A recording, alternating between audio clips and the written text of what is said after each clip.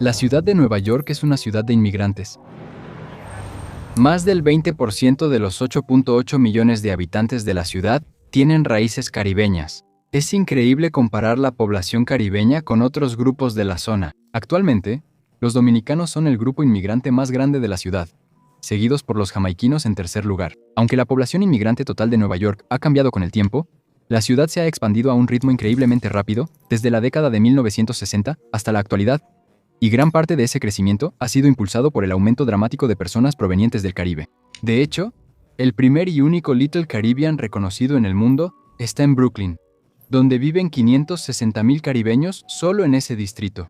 Su diversidad cultural se nota desde que llegas. Los letreros de las calles llevan los nombres de figuras famosas como Bob Marley, y murales vibrantes de íconos caribeños están pintados en bodegas y edificios de apartamentos. En algunos sitios te hablarán en español, y a veces incluso te saludarán en criollo haitiano. El 30% de los inmigrantes de la ciudad habla español en casa, y el criollo haitiano está entre los 5 idiomas más hablados por no ciudadanos legales. Esta alta concentración demográfica en un solo lugar es única, incluso para Estados Unidos, conocido por su diversidad cultural. ¿Cómo llegó Nueva York a ser hogar de la mayor diáspora caribeña mundial? Bueno, aunque es fácil ver esto como un fenómeno relativamente reciente, las bases de la presencia caribeña en la ciudad se pueden rastrear siglos atrás. En el siglo XVII, esclavizados de Barbados, Jamaica y Antigua fueron de los primeros traídos a Norteamérica. De hecho, en 1613, un hombre llamado Juan Rodríguez de Santo Domingo se convirtió en la primera persona no indígena registrada en establecerse en la ciudad de Nueva York, que en ese entonces se conocía como Nueva Ámsterdam. Hasta finales del siglo XVIII, durante la Revolución Haitiana, 1791-1804, una ola más visible de migrantes caribeños llegó a Estados Unidos. Eran principalmente blancos, exesclavos y refugiados negros libres que buscaban seguridad y oportunidades en Estados Unidos. Aunque Nueva York abolió la esclavitud en 1827, la inmigración caribeña no aumentó hasta principios del siglo XX, lo que provocó varias oleadas. La primera se relacionó con la construcción del Canal de Panamá, 1903-1914, donde Estados Unidos reclutó a más de 200,000 trabajadores afrocaribeños, sobre todo de Barbados y Jamaica. Cuando se terminó el canal, el mercado laboral básicamente colapsó, y muchos de estos trabajadores empezaron a buscar nuevas oportunidades hacia el norte. Nueva York, por su crecimiento industrial y cercanía al Caribe, se volvió un destino conveniente. Entre los primeros inmigrantes había jamaiquinos y bameños que huían del colonialismo británico. Como hablantes de inglés, a menudo estaban en mejor posición para encontrar trabajo e integrarse en los barrios predominantemente negros de la ciudad.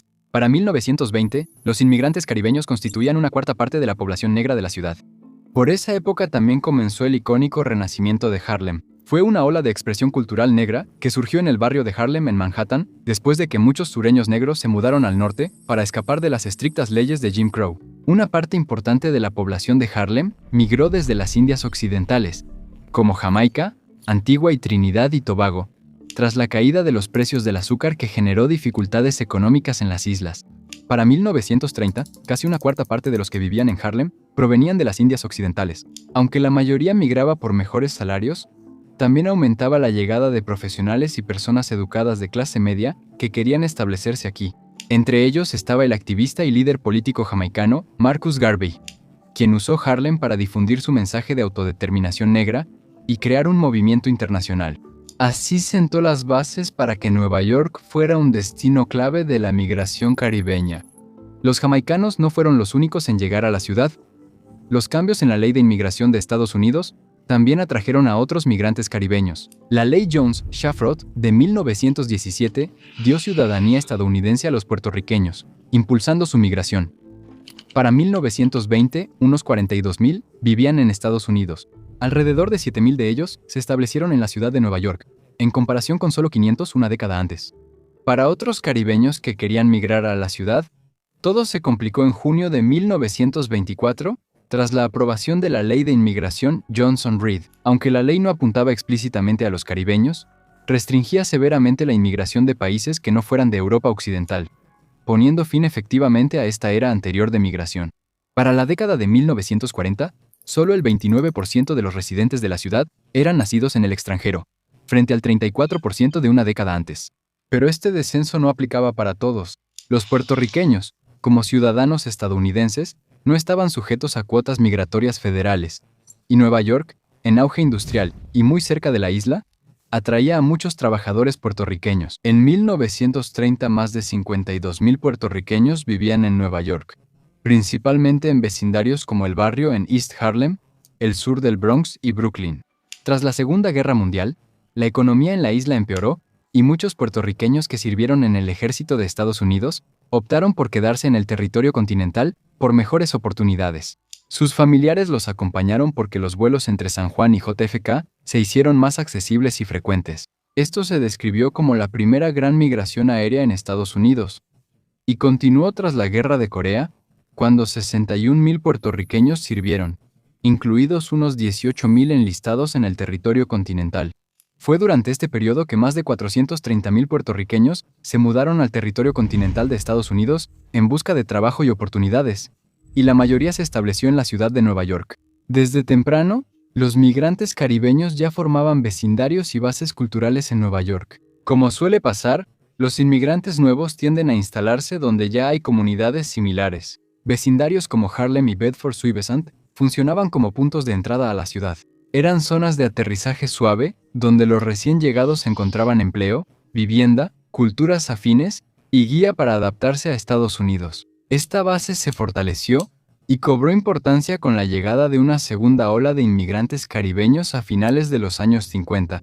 Luego llegaron los haitianos, huyendo de la dictadura de François Papadoc Duvalier en 1957, y la opresión bajo su hijo en los años 70 y 80, eligiendo también Nueva York como destino. La mayoría se asentó en Flatbush, Brooklyn, donde aún vive la mayor comunidad haitiana de la ciudad.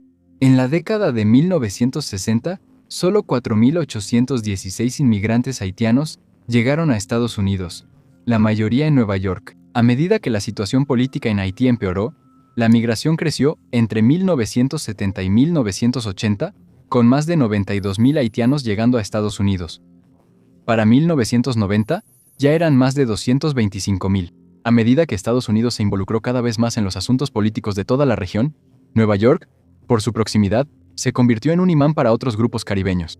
Los cubanos migraban a Nueva York desde el siglo XIX, pero la Revolución Cubana de 1959 provocó una gran ola migratoria a Estados Unidos. Como estos eran refugiados políticos que escapaban del nuevo régimen socialista de Fidel Castro, el gobierno de Estados Unidos al principio estaba muy interesado en brindar ayuda a los recién llegados. Promulgó la Ley de Ajuste Cubano en 1966, permitiendo a los cubanos ser el único grupo latino con residencia permanente tras un año en el país.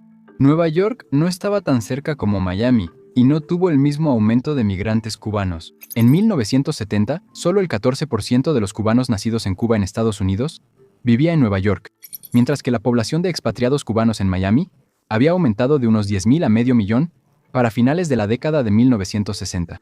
En el éxodo del Mariel en los años 80, llegaron 125,000 cubanos a Estados Unidos. En 1990, solo el 5.6% de los cubanos se establecieron en Nueva York. Muchos evitaron la ciudad y se mudaron a Nueva Jersey, sobre todo a los condados de Hudson, Bergen y Union. A fines de los 80, los inmigrantes caribeños en Nueva York sumaban medio millón. El asesinato del dictador dominicano Rafael Trujillo en 1961 fue uno de los principales catalizadores de la transformación de Nueva York. Durante el régimen de 30 años de Trujillo, se restringió fuertemente la migración, casi impidiendo la salida de ciudadanos.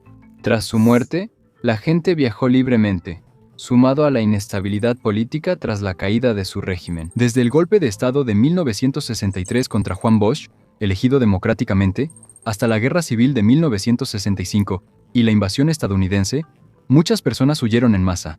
La ciudad de Nueva York fue el principal destino al que fueron los dominicanos, particularmente a vecindarios como Corona en Queens y Washington Heights en Manhattan. Inicialmente se sintieron atraídos por la ciudad debido a sus comunidades de habla hispana ya establecidas, que habían sido formadas por los puertorriqueños que ya vivían en esas áreas. Para 1970, alrededor de 61,000 dominicanos habían llegado a la ciudad de Nueva York, y en las décadas siguientes, otros 109,000 inmigraron. Tras consolidarse la base dominicana, llegó otra gran ola migratoria en los años 80, debido al aumento de los problemas económicos y la reducción de las exportaciones de azúcar en la isla de La Española, una isla que comparten con Haití. muchos dominicanos abordaron barcos hacia Estados Unidos. De 1980 a 2000, la población dominicana en Estados Unidos aumentó en más de 500,000 personas y más de 2/3 vivían en Nueva York. La Ley de Inmigración y Nacionalidad de 1965 permitió a muchos establecerse en la ciudad al priorizar la reunificación familiar y facilitar a quienes ya vivían en Nueva York el patrocinio de familiares en el extranjero. Hasta el día de hoy, casi todos los dominicanos que obtienen la residencia permanente en Estados Unidos lo hacen por lazos familiares y aún viven en lugares como Washington Heights, ahora llamada la Pequeña República Dominicana, y el Bronx. La inmigración guyanesa a Estados Unidos creció tras la independencia de Guyana del Reino Unido en 1966.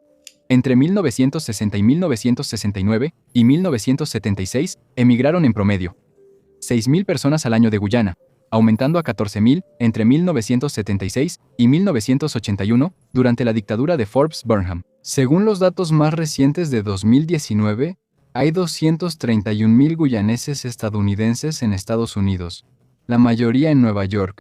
La mayoría vive en Richmond Hill y South Ozone Park. Liberty Avenue, que pasa por ahí, recibió también el nombre de Little Guyana Avenue en 2021 por la influencia cultural guyanesa en la zona. Finalmente, los problemas políticos posteriores en naciones como Jamaica y Trinidad y Tobago provocaron más inmigración a una ciudad ya caribeña. En los años 80 Jamaica sufrió por pandillas y corrupción política. Mientras tanto, en 1990, las consecuencias de un intento de golpe de Estado en Trinidad y Tobago llevaron a los trinitenses con recursos económicos y medios para viajar a dirigirse hacia la relativa cercanía de la ciudad de Nueva York. Aunque Trinidad es una nación pequeña, sus habitantes fueron el octavo grupo de inmigrantes más grande en la ciudad entre 1990 y 1994. Con el cambio de siglo, unos 600,000 antillanos vivían en Nueva York, más de la mitad de la población negra local. Como caribeños angloparlantes, redujeron barreras laborales y educativas, facilitando la integración al sueño americano. Esto ha hecho que Nueva York sea la capital de la diáspora caribeña. Tras más de 80 años de inmigración caribeña, algunos barrios ya se llaman la Pequeña República Dominicana o la Pequeña Guyana. Como mencioné, existe un pequeño Caribe en los corredores comerciales de Flatbush, Church, Nostrand y Utica Avenue, donde vive la mayor y más diversa comunidad caribeño-estadounidense fuera de las Indias Occidentales. Hoy en día, entre las celebraciones anuales más grandes de la ciudad, se encuentra el desfile del Día de las Indias Occidentales, uno de los festivales caribeños más grandes fuera de la región y un testimonio de la influencia de la comunidad caribeña en Nueva York. Pero las cosas pueden estar cambiando poco a poco. Actualmente, Nueva York alberga el mayor número total de los inmigrantes caribeños. Miami la ha superado en concentración y crecimiento de residentes caribeños, siendo ahora el principal destino por proporción de población. Tienen su propia pequeña Habana, pequeño Haití, pequeño Santo Domingo y el apodo de capital de América Latina. Aunque las comunidades caribeñas crecen fuera de Nueva York, la ciudad sigue siendo el corazón simbólico y cultural de la diáspora. Gracias por vernos.